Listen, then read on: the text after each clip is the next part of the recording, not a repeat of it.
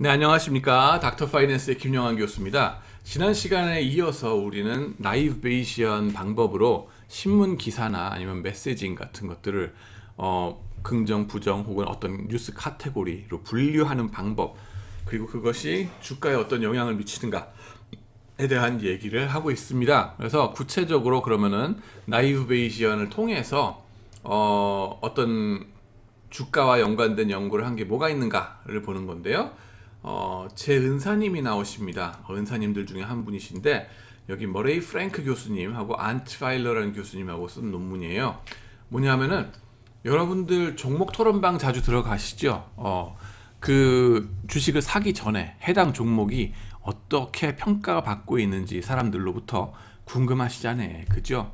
그러니까 종목 토론방들을 들어가게 되고, 지금 그 게임스탑 같은 경우도 레딧, 뭐 월스트리트 그쪽에 종목 토론하는 그런 웹사이트, 거기에 개미들이 몰려가가지고 뭐 토론하다가 일이 벌어진 거 아니니까 그 사단 난 게 그 종목 토론방에, 그죠? ragingbull.com이라는 데예요. 거기에 토론방에서 메시지를 다 끌고 모았어, 종목별로. 그래가지고 1.6 밀리언 메시지들, 160만 개 메시지를 갖다가 클래시파이 하는 거예요. buy, hold, sell. 뭐를 기준으로? 트레이닝 셋 1000개 메시지를 가지고서 1000개는 누군가가, 그죠? RA가 계속 읽어보고 포지티브 뉴스, 포지티브 메시지, 네거티브 메시지, 뉴트럴 메시지다 라고 클래시파이를 했다는 얘기죠. 어떠한 일관성을 가지고, RA도 한 명이 하는 게 아니라 여러 명이, 그래가지고 공통적으로 이렇게 가는 거죠. 자, 그래가지고 메시지들이 이제 나오면은 주가를 예측하느냐 하더라 하는 겁니다. 근데 그 정도는 미미하게, 이 거래 비용을 제하면은 그거 갖고서 굳이 트레이딩을 할 필요 없을 정도로 미미하게는 나오더라. 근데 더 재밌는 건 뭐냐 하면은, 종토방의 얘기가 뜨면은, 그죠? 빠가 있고 까가 있잖아요. 그죠? 빠가 나오면 까도 반드시 악플을 달기 시작하면서 이 사람들이 막 싸우기 시작합니다. 그러면은 주식시장에서는 빠는 사, 까는 팔어. 그러는 바람에 샀다 팔았다 샀다 팔았다, 주가가 위 아래 위 아래 뭐 이러면서 왔다 갔다 하게 돼요. 그러면은 volatility, 변동성이 커진다 하는 거예요. intraday volatility라고 하는데, 하루 안에서 왔다 갔다 하는 변동폭이 커지더라 하는 얘기를 합니다. 그러고 의견 브리스가 이런 변동성을 유발하더라. 그래가지고 이런 것을 발견했다. 이게 그냥 그 뮤추얼 펀드 그 인베스터들한테는 별 재미가 없는 얘기지만, 헤지 펀드들, 그 volatility trader라 그러죠. 그 옵션 프라이싱 그거 하는 사람들한테는 중요한 얘기죠. volatility가 올라가면은 그 사람들한테는 돈 벌 기회가 되는 거니까 옵션 프라이스 올라가고, 그죠? 자, 나이브 베이시안으로 그 다음에 논문을 또 발표를 하시는데, 미네소타 제 후배 교수가 되겠죠. 사나티 이런 사람인데, 이 사람하고 얼마 전에 논문 발표하신 거가 또 나이브 베이시안을 갖고 씁니다. 이번에는 종토방을 가지 않고 신문 기사 6만 개를 갖고 냅다 읽어가지고, 물론 이걸 6만 개 다 읽은 게 아니라 트레이닝 셋만 읽었다는 거죠. 그다음 테스트 셋 따로 읽고, 따로 그냥 머신이 하고, 그래가지고는 여기서는 카테고리, 뉴스 토픽이 뭐다 하는 걸로 딱 나누고요. 그 다음에는 이게 긍정 뉴스냐 부정 뉴스냐를 딱 이제 나눠요. 그러고 나면은 어떤 현상을 발견했느냐, 긍정 뉴스에 대해서는 오버리액션이 나오더라, 오버슈팅. 부정 뉴스에 대해서는 지연 반응이 나오더라 하는 거예요. 이렇게 다이어그램 이렇게 보이시죠? 왜? 둘 다 사실은 confirmation bias, 개미들의 이 확증 편향과 연관이 있습니다. 긍정 뉴스 나왔다. 테슬라, 일론 머스크에 대해서 그리고 테슬라에 대해서 뭔가 좋은 뉴스가 나왔어. 그렇지 내가 머스크 형 내가 알지. 그러면서 섹시해. 그러면서 또 사는 거야. 근데 과도하게 많이 사서 오버슈팅, 이 산이 아닌 게 비어, 저 산인 게 비어. 그럼 내려간다는 겁니다. 그럼 공매도를 쳐야 되겠죠. 여기 그 헤지펀드 같으면은. 이건 우리가 많이 봐왔던 거랑 비슷합니다. 그 다음에 재밌는 게 뭐냐면 부정 뉴스. 만약에 뭐 내일이라도 당장 테슬라가 무슨 사기를 쳤댄다. 저기 에일론 머스크가. 그러면 뭐라 그래요?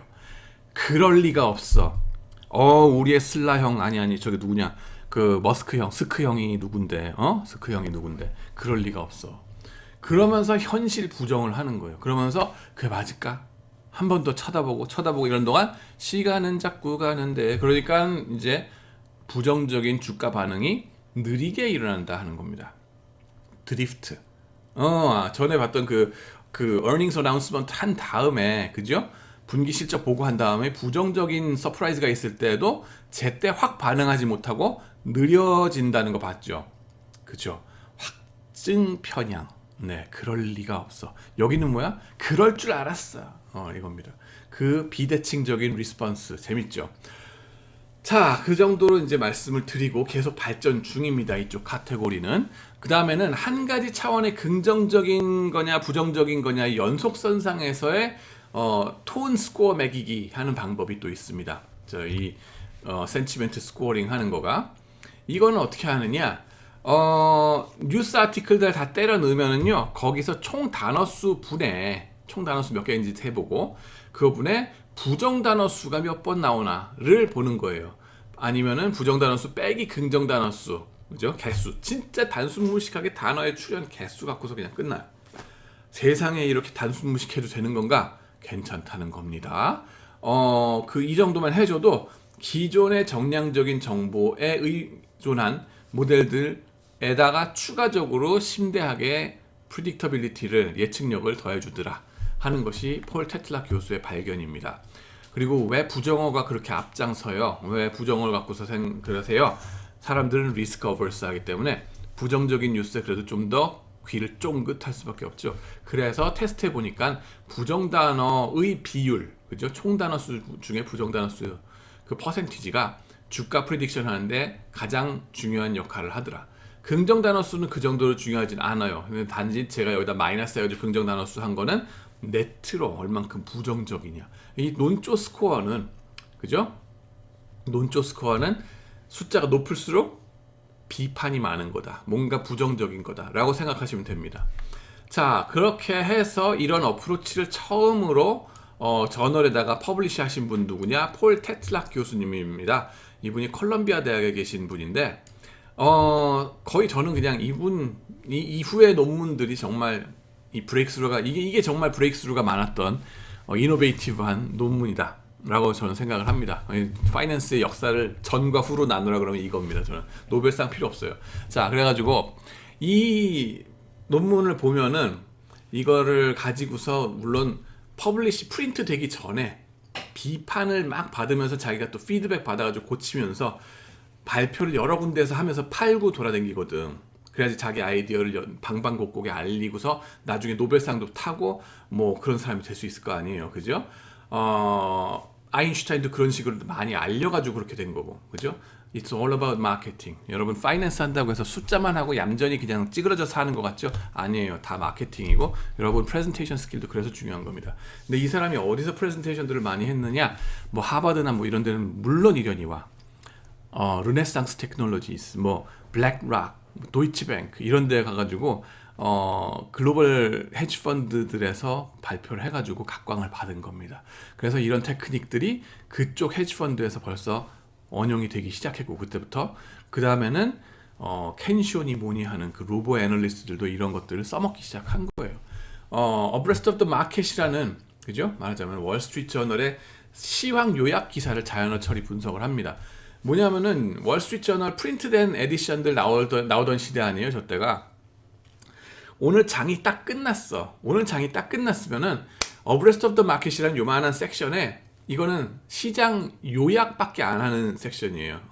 그래서 오늘 장에는 어떻게 지수가 오르고 내렸는데 이렇게 한 발표가 있어서, 혹은 뭐든 메이저 뉴스가 어떤 게 있어서 오른 것 같다, 내린 것 같다, 사람들이 이렇게 느껴서 그렇게 된 것 같다, 뭐 그 정도까지만 서머리하고 끝나는 거예요. 과거에 이 정보입니다. 그러고 나면은 그것이 오늘 이제 프린트 들어가서 내일 아침에 프린트 돼가지고 나오잖아요. 짠 나오잖아. 그러면은 그거를 읽으면은 사람이 시장 시작할 때 내일 아침 8시에 그 시작하기 전에 이걸 읽고 들어가겠죠, 사람들이. 근데 그게 어브레스트 오브 더 마켓에 있는 얘기가 현재 정보도 아니고 언제의 거의 얘기다, 과거의 거에 대한 해석일 뿐이다. 그죠? 해석이 아니라 해석도 아니고 서머리일 뿐이다. 그러면은 벌써 과거의 정보는 이미 반영이 돼 있고, 그죠? 미래의 주가에는 영향을 미치지 못할 거 아닙니까? 그런데 희한한 건 뭐냐면은 이 어브레스트 오브 더 마켓의 랭귀지 톤이 네거티브 하면은 그 다음날 주가 지수 다우존스가 심대하게 떨어지더라. 예, 이게 통계적으로 유의미하고 트레이딩 해도 돈 벌 수 있을 정도로 떨어지더라 하는 겁니다. 그러고 나서는 어떻게 해야 되겠어요? 펀드멘탈 대비 너무 오버리액션은 내려갔네? 그러니까 다음 날은 어떻게 될까? 올라와야죠. 원상 복귀를 해야 되겠죠. 그 얘기를 여기서 해주십니다. 그래가지고 언어 심리학 연구에 의존해가지고 이제 긍정 부정어 단어 리스트를 가지고 들어옵니다. 여러분들 이제 긍정어 부정어라고 내가 아까 얘기했을 때 누군가는 그러면 누구 맘대로 무슨 단어는 긍정어라 그러고 무슨 단어는 부정어라 그럽니까?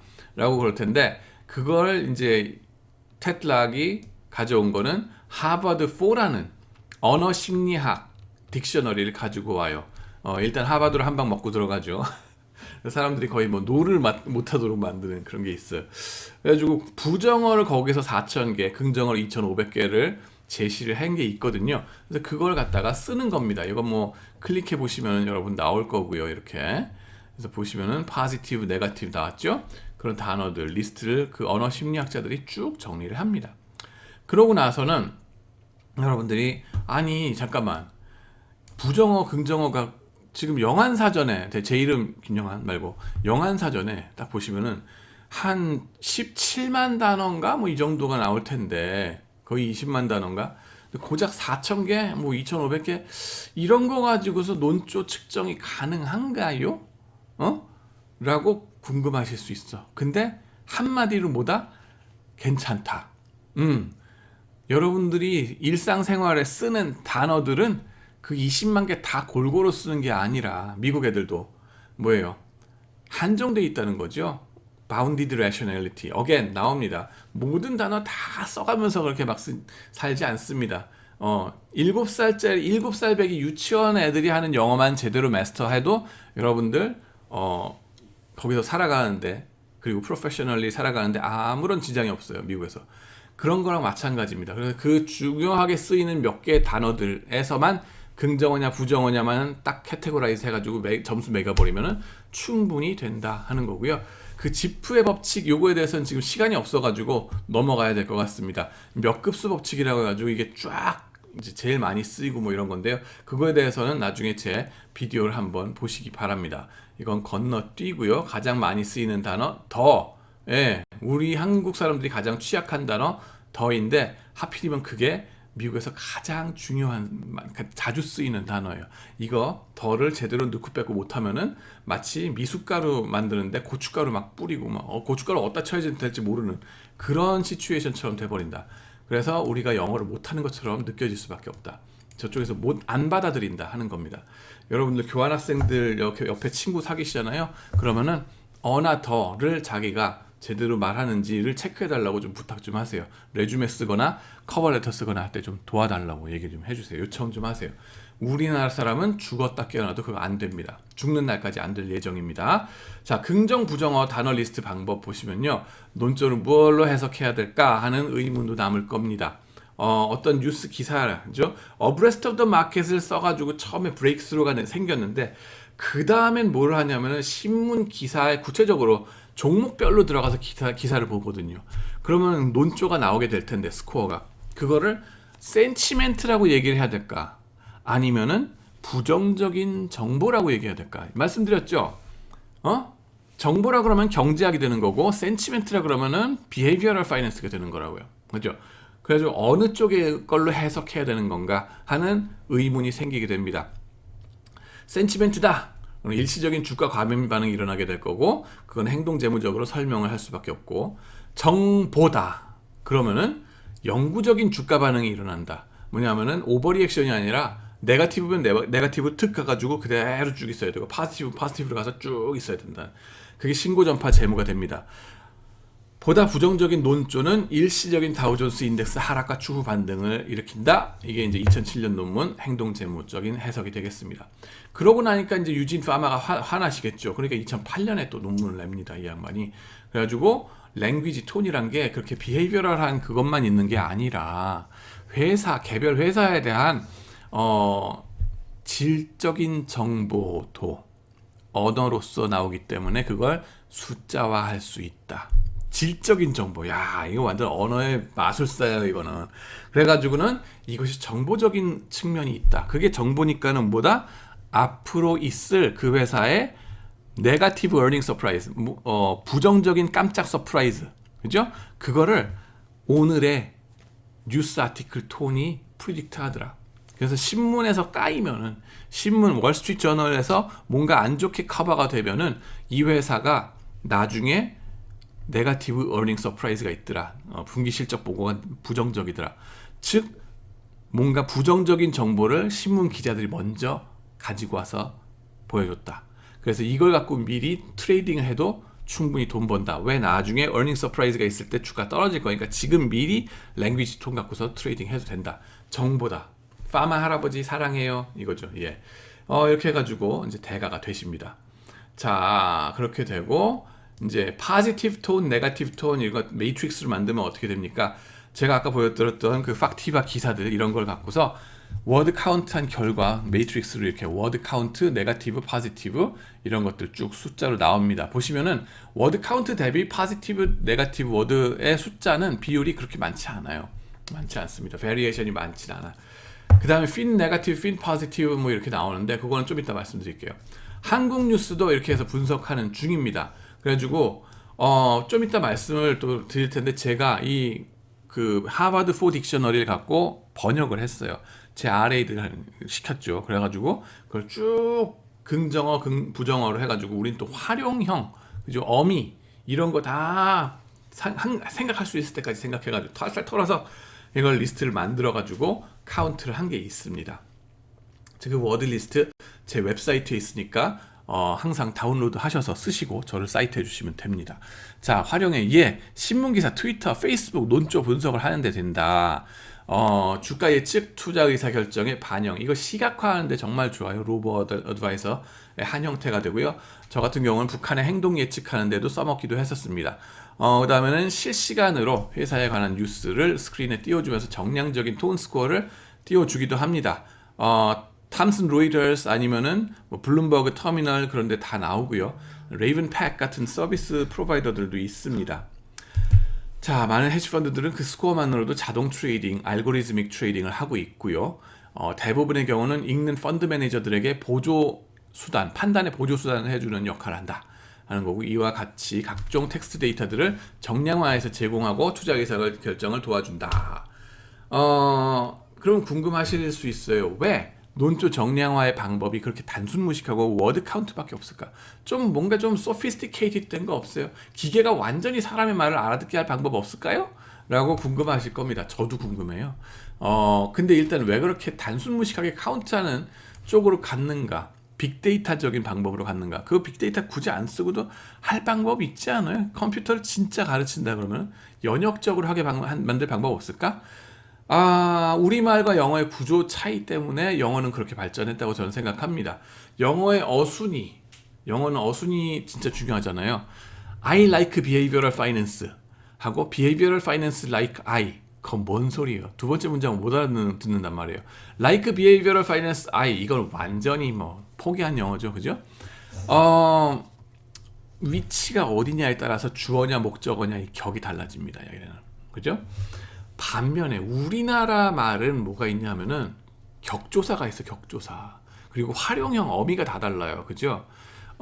그래서 어순에 상관없이 조사 어미만 딱 분리해내서 분석하고 이걸 갖다 붙여주면은 사실 빅데이터 필요 없이도 갖다가 웬만큼 아이디어를 알아듣게 만들 수가 있어요. 나는 행동재물을 좋아한다. 행동재물을 나는 좋아한다. 이거 다 똑같은 뜻이에요. 그죠? 이게 된다고. 쟤네는 안 돼. 그러니까 쟤네는 뭘 해요? 대신에 우리는 60억 인구가 쓰는 그 세계 공용어야. 언어 빅데이터가 너무나 많아. 그래서 그걸 갖고서 그냥 단순무식하게 때려버리면서 이걸 돌파해 나가겠다 하는 게 영어의 어프로치고요. 우리나라 말은 60억 인구가 다 쓰는 게 아니죠. K-팝 덕분에 조금 쓰게는 됐지만 요즘에 그렇게 많지가 않습니다. 쓰는 인구 자체가. 기계가 알아듣게 만들기. 한글에서는 구조 분석을 연역적 방법으로 입력해주면은 이 데이터가 적더라도 가능한데 미국 방식을 지금 또 동원하려고 그러니까 좀 힘들죠. 한국 학자들과 업계 협력이 필요하다. 근데 이제 조금은 이제 많이 발전을 하고 있겠죠. 그렇지만 그렇게 많이 활성화된 것 같지는 않아요. 국어학자하고 그죠? 경영학자들, 파이낸스 쪽에, 그 다음에 헤지펀드 쪽에 있는 분들, 이런 분들이 다 모여서 이렇게 같이 연구를 해야 되는데 산학 협동이 된다, 안 된다? 안 된다. 융합적인 연구 안 된다. 지금 그런 상황입니다. 영어에서는 귀납적으로 간다. 빅데이터적인 방법으로 때려 넣어서 단순 무식하게 단어 수세기로 밀어붙인다. 그런 식으로 한 거고요. 보다 정교한 방법은 머신러닝과 빅데이터를 통해서 더 시도를 하고 있다. 시리, 알렉사, 빅스비 뭐 이런 거 나가죠. SKT의 누구 뭐 이런 거. 근데 한글로 하는데 그게 좀 잘 안 된다는 얘기를 많이 들었어요. 우리가 굳이 영어식 방법을 꼭 써야 될까 하는 질문도 들어가긴 합니다. 자, 그다음에 자연어 처리의 최첨단에 계신 분, 스탠포드, 제가 잘은 모르지만 스탠포드 컴퓨터 사이언스의 댄 주라프스키라는 분 계세요. 크리스 매닝, 이분의 책들 쫙 보시면 될 거고, 그거 하기 위해서 선형대수 하셔야 될 거고, 되게 좀 지루한 것들도 있어요. 뭐 조사니 어미니 이걸 다 영어로 해가지고 얘기하려고 그러면은 미쳐버리죠. 영어만 잘한다고 되는 것도 아니고 수학만 잘한다는 것도 되는 것도 아니고 둘 다 잘해야 돼. 근데 대신에 이 사람이 쓴 교양 언어, 교양 도서, 음식의 언어 이런 것도 되게 재밌습니다. 한번 보세요. 그 다음에는 외국어를 배울 필요가 없는 세상이 오는가 뭐 이런 거에 대해서 좀 얘기를 했는데 외국어를 배울 필요가 없는 세상은 제 보기에는 안 온다. 그거는 지프의 법칙 뭐 이런 거 쭉 제 동영상 나중에 보시면 따로 보세요. 아시게 될 거고요.